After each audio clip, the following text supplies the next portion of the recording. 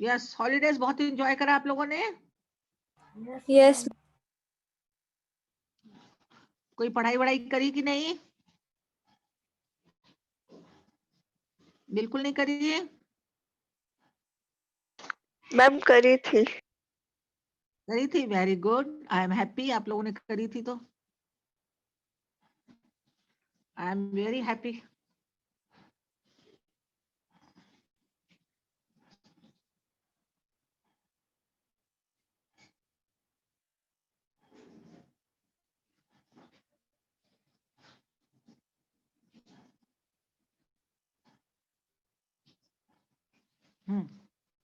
अच्छा, अब हमने सोचा है कि हम लोग क्वेश्चन पेपर ही करेंगे। अब आवाज आ रही है मेरी? Yes ma'am.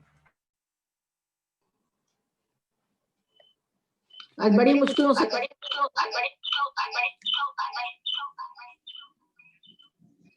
इधर से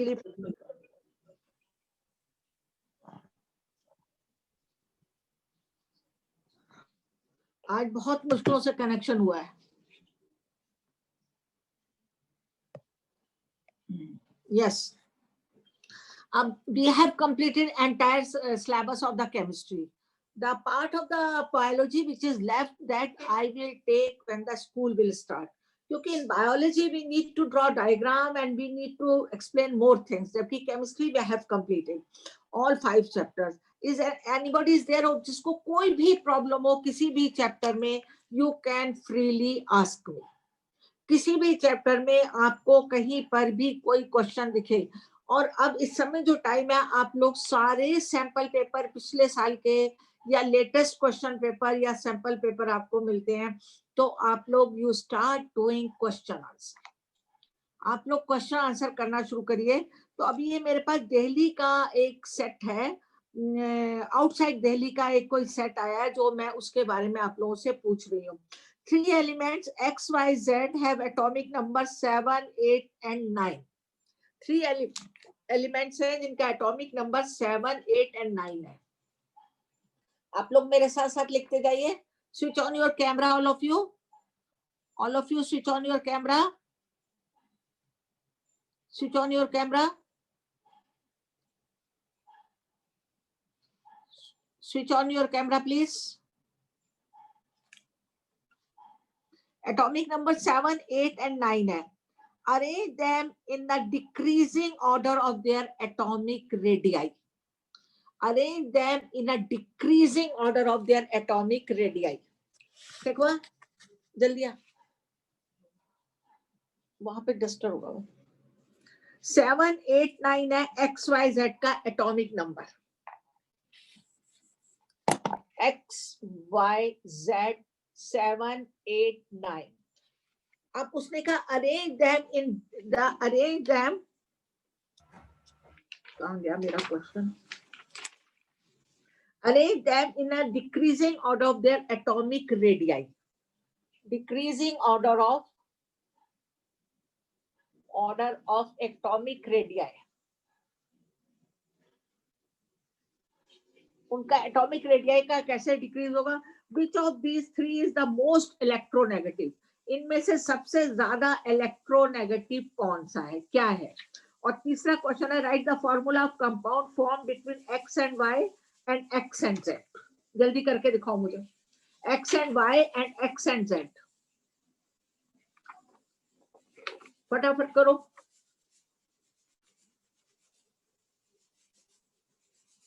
हेलो, कोई है वहां पे या नहीं?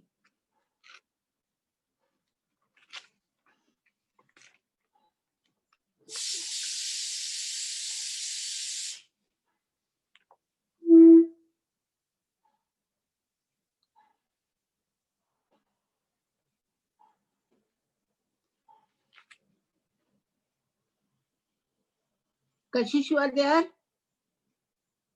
कशिश, मैम एक्स एंड वाई का होगा N2O3 एंड एक्स और जेड का होगा NF3।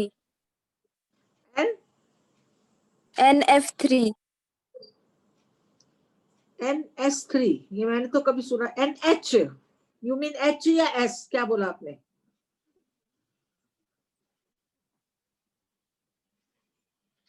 बोलो जल्दी। अब सब करके देखो, गलती करो करो सही, आप लोग गलती करो करो सही।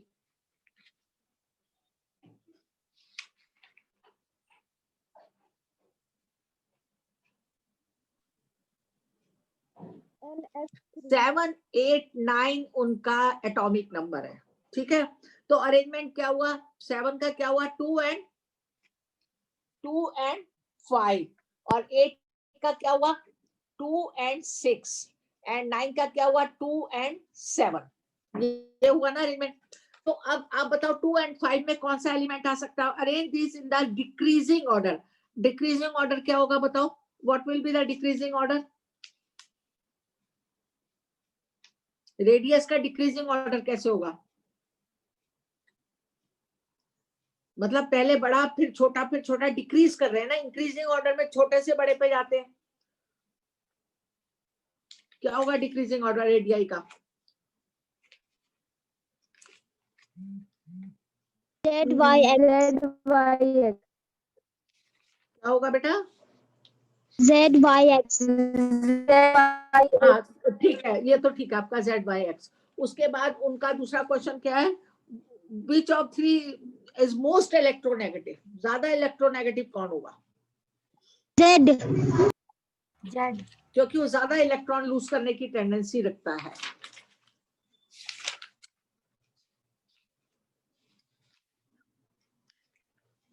डिक्रीजिंग ऑर्डर में आपको बनाना था, हाँ ठीक है, Z because electronegative increases across the period. Electronegativity कैसे इंक्रीज होती है, अक्रॉस द पीरियड। जब पीरियड में नीचे जाते हैं तो इलेक्ट्रोनेगेटिविटी इंक्रीज होती है। थर्ड पॉइंट है, इनके आपको कंपाउंड बनाना है एक्स वाई जेड का, X and Y, X and Y का कंपाउंड एक्स वाई में बनाना है आपने। वो नहीं यूज करना। X2Y3 Oh yes, X2Y3, very good। कौन है ये, कौन बोला, Devasmita oh Devanishta, very good। And X and Z, X and Z, XZ3 X Z3, XZ3, yes, नहीं, Z की भी तो वैलेंसी होगी, हाँ 1 है ना Z की वैलेंसी, ठीक है, very good, very very good. आप लोगों को समझ में आया कि नहीं आया, all students please tell me. 3 elements X, Y, Z have their atomic number 7, 8, 9. X का atomic number 7, Y का atomic number 8 and Z का atomic number 9. Increase them in decreasing order of their radii. तो decreasing order का मतलब होता है कम होना, कम होते जाना, कम होना। तो इसमें आपको बनाना पड़ेगा Z by X। Z की मैक्सिमम होगी, फिर Y की, फिर X की, और उसके बाद आपने बनाना है डिक्रीजिंग ऑर्डर। आप ऐसे भी लिख सकते हैं, एक्स का सिंबल लगा के, ये बड़ा साइन लगा के वाई, और ये बड़ा साइन लगा के Z, x Y Z.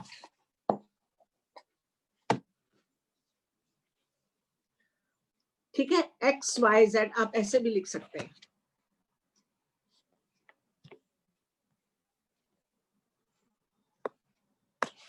X Y Z, ये मैंने लिखा है एक्स वाई जेड।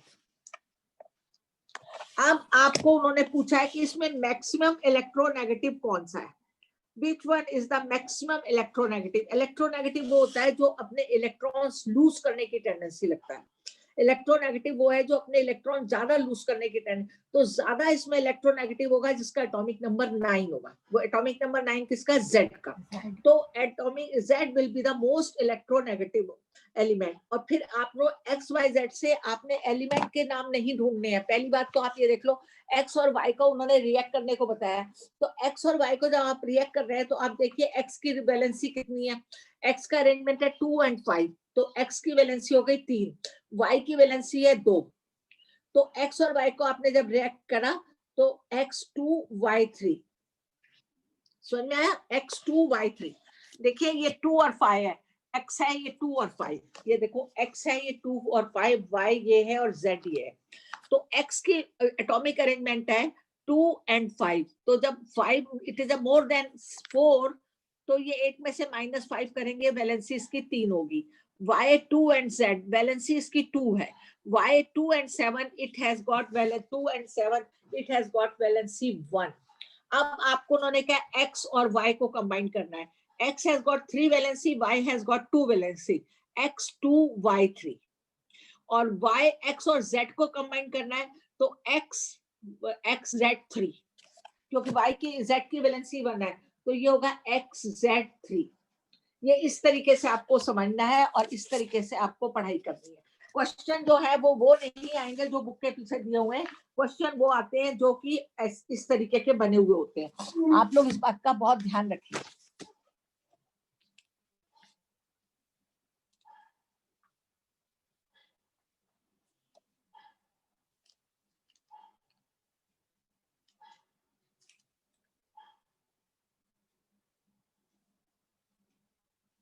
अब एक बायो में क्वेश्चन है, डिफाइन इकोसिस्टम. इकोसिस्टम में आप डिफाइन कर सकते हैं इकोसिस्टम. Define ecosystem. इकोसिस्टम में मैंने आपको 2 फैक्टर्स बताए हैं, बायोटिक एंड नॉन बायोटिक. याद है आप लोगों को? उसमें आपको biotic factor and non biotic factor बताना है. इकोसिस्टम जो environment we found around us, this is composed of the 2 factor, biotic factor and non-biotic.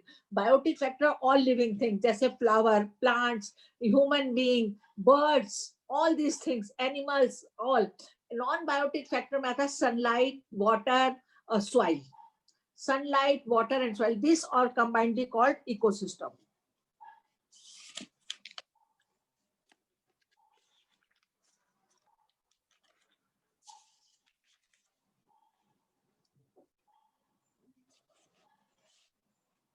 Ecosystem को और भी अच्छी तरह आप डिफाइन कर सकते हो. Ecosystem is a functional unit of the environment comprising of the biotic factor and non biotic factor.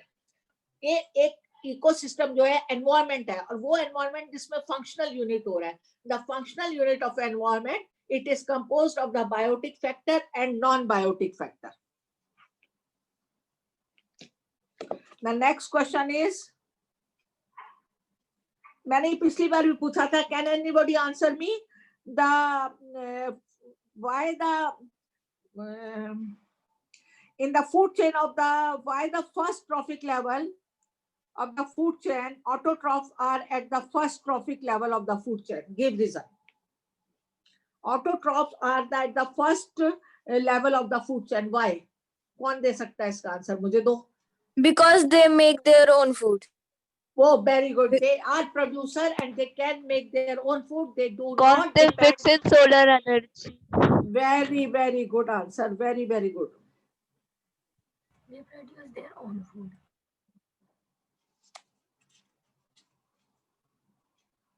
In a food chain of frog, आप बनाते जाओ मेरे साथ. Frog, grass, insect. Frog, grass, insect. देखो food chain है जिसमें frog, grass, insect. तो सबसे पहले क्या बनाएंगे आप? फर्स्ट क्या होगा? Grass. insect. इनको ट्रॉफिक लेवल बनाओ. फर्स्ट ट्रॉफिक लेवल पे क्या आएगा? इसका मतलब make the trophic level. First trophic level आप ऐसे बनाएंगे. First trophic level Grass, insect, frog. हाँ, फर्स्ट ट्रॉफिक लेवल क्या होगा? ग्रास. सेकंड ट्रॉफिक लेवल पे Insect. Insect. And third trophic level पे Frog. Frog. Very good, very very good. Assign them trophic level to the frog. तो frog इस पे आया third trophic level पे. उन्होंने ये पूछा, मैंने तो पूछ लिया first second third, but the question is this, listen carefully. In a food chain of frog, grass, insect and snake, assign the trophic level to frog. Frog third trophic level पे आया. Snake आएगा fourth trophic level पे. To which category of consumer do they belong to? कौन सी category of consumer पे they belong to? To which category of the they belong to?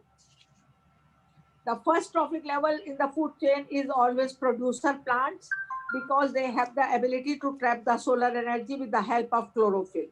Frogs are the secondary consumer.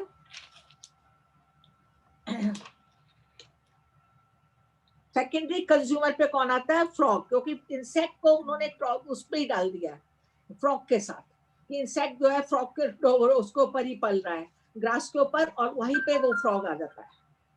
तो frog जो है secondary consumer level पे आएगा। Now the question comes again, explain the role of ultraviolet radiation in producing ozone layer. very important question. Extra जो होते हैं ozone की layer बनाने में अल्ट्रावायलेट रेडिएशन का क्या रोल होता है, अल्ट्रावायलेट रेस का क्या रोल होता है। फिर से क्वेश्चन सुनिए, मैंने ब्लैक बोर्ड पे कराया भी आप लोगों को 2 बार। क्या हो रहा है आज?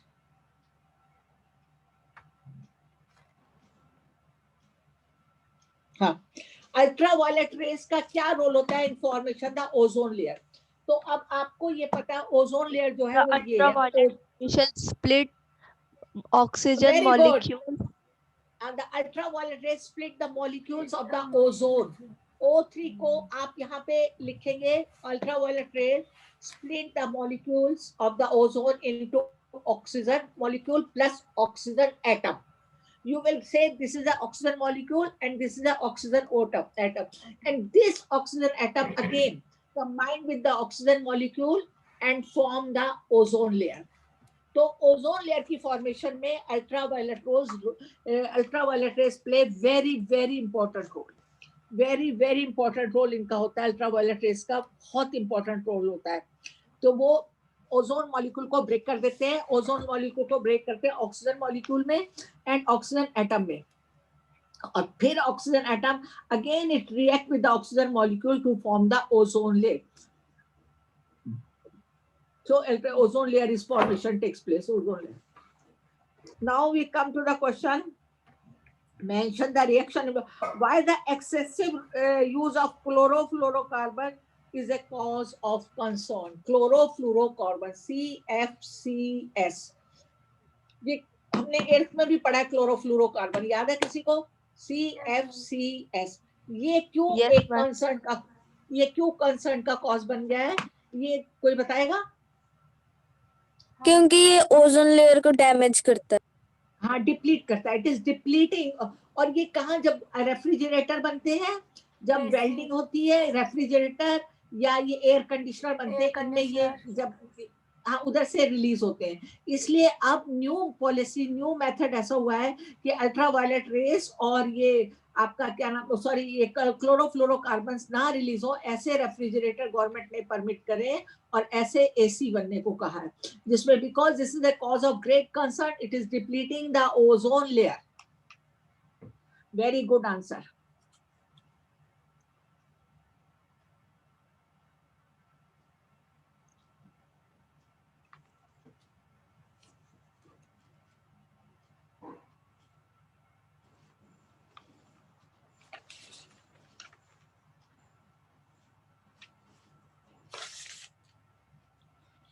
मैंने काफी आप लोगों के लिए क्वेश्चन छांट के रखे थे.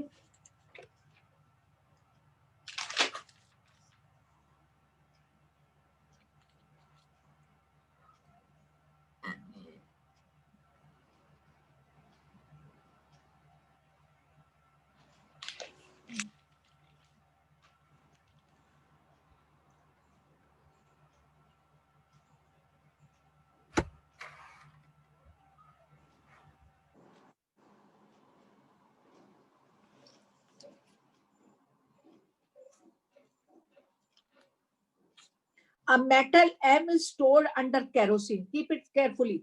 M metal है, उसको केरोसिन में रखा गया है. M metal है, इसको केरोसिन में रखा हुआ है.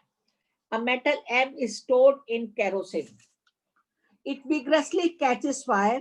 If a small piece of this metal is kept open air, dissolution of this metal in water release great amount of energy, and the metal catches fire. The solution so form the turns of the litmus. It form the and it turns the red litmus into blue. Name the metal M. मैं फिर से मैं question पढ़ती हूँ. Name the metal M. Sodium. It catches the fire. Sodium. Sodium.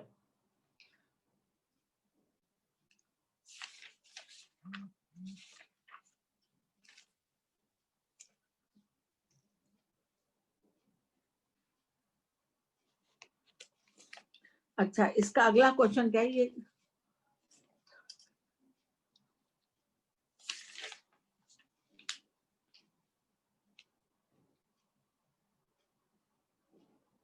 Formula of the compound formed. Formula, write the formula of compound formed when the metal is exposed to air. जब वो air में होगा तो क्या बनाएगा? Sodium. बनाओ। Na2O. Na2O. Very Sodium good. Sodium oxide. Why is the small, why the metal M stored under kerosene? ये तुम मेरे क्लास से पढ़ रहे हो, क्योंकि it is highly reactive और metal can react easily in the air also and expose also. If oxide of this metal is treated with hydrochloric acid, what would be the product? अब इसका oxide Na2O का oxide को उन्होंने कहा react करो hydrochloric acid, what will be the product? बनाओ। हर चीज नहीं मैं बना के दिखाऊंगी, जल्दी बनाओ।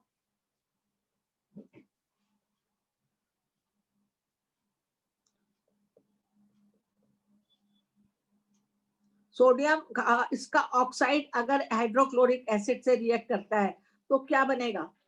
कौन बताएगा? जल्दी बनाओ।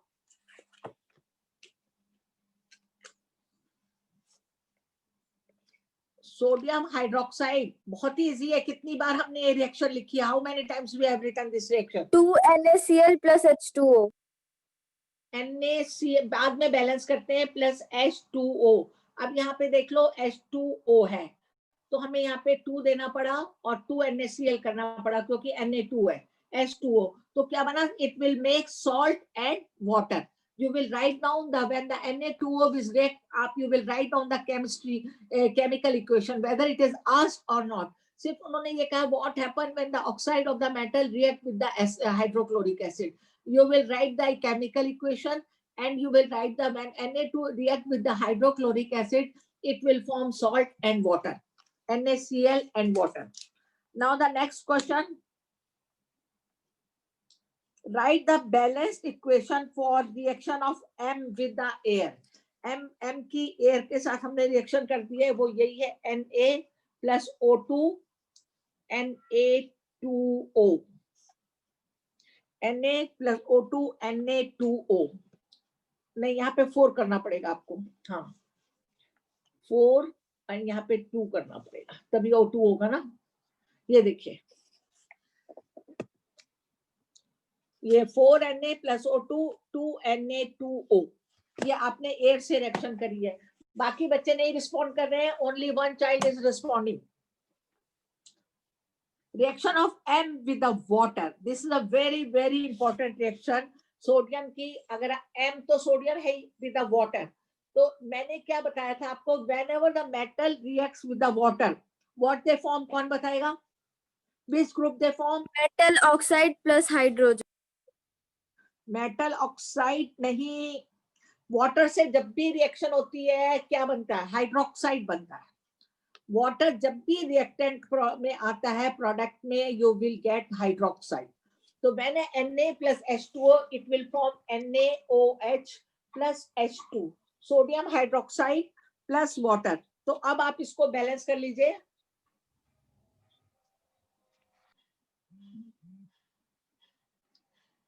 बैलेंस हो गया। अब देखिए सोडियम भी सॉलिड है, सोडियम सॉलिड है, ये लिक्विड है और NaOH जो है वो एक्वस है, पानी में मिला है और ये गैस बना है। आपको पोजीशन, फिजिकल पोजीशन हर मेटल की लिखनी पड़ेगी। मेटल आपके पास सॉलिड है M, ये लिक्विड है, वाटर से रिएक्ट कर रहे हैं तो नेचुरली वाटर लिक्विड है, then it will come to the aqueous form of the NaOH, then H2 will be the gas. Now the next question.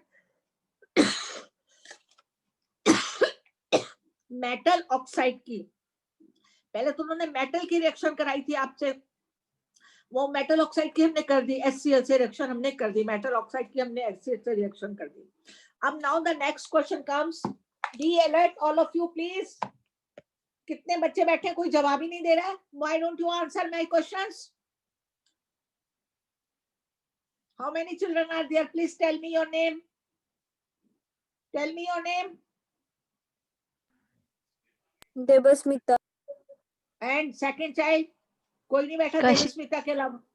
Kashish. And मुस्कान। कोई जवाब नहीं दे रहा. जवाब नहीं दे रहा बैठा हुआ. जवाब दो सब लोग. क्या दिव्या तुम क्यों क्या हो गया? Are you sleeping today? Write dot electron dot structure of calcium, atomic number 20 and oxygen atomic number 8. Electron dot structure of calcium, atomic number 20. Atomic number 20 और ऑक्सीजन का एटॉमिक नंबर 8. इनका आपको इलेक्ट्रॉन डॉट स्ट्रक्चर बनाना है. Electron dot structure बना करके आपको show the formation of calcium oxide by the transfer of electrons. Show the formation of the calcium oxide. ये calcium plus oxygen का बनता है कैल्शियम ऑक्साइड. ठीक है, तो इसका आपको दिखाना by the transfer of the electron. तो कैल्शियम के 20 है आपके पास, तो इसका अरेंजमेंट क्या होगा? इसके पास अरेंजमेंट क्या होगा कैल्शियम का? 2 8 8 2. 2. तो इसके वैलेंस शेल में कितने इलेक्ट्रॉन है? वैलेंस इलेक्ट्रॉन कितने? 2. How many valence electrons are there? 2. तो आप कैल्शियम को जब बनाएंगे तो you will make the valence electron only. It has got 2 valence electron. ठीक है, it has got 2 valence electron. और ऑक्सीजन एटम के वैलेंस इलेक्ट्रॉन कितने हैं? How many valence electrons are oxygen atom? 6. 6. ये इसके 6 हो गए. ये आपने ऐसे बना दिया, इसके 6 हो गए ना. तो अब आप एरो से दिखा सकते हैं. नेक्स्ट स्टेप में आप ये दिखा सकते हैं.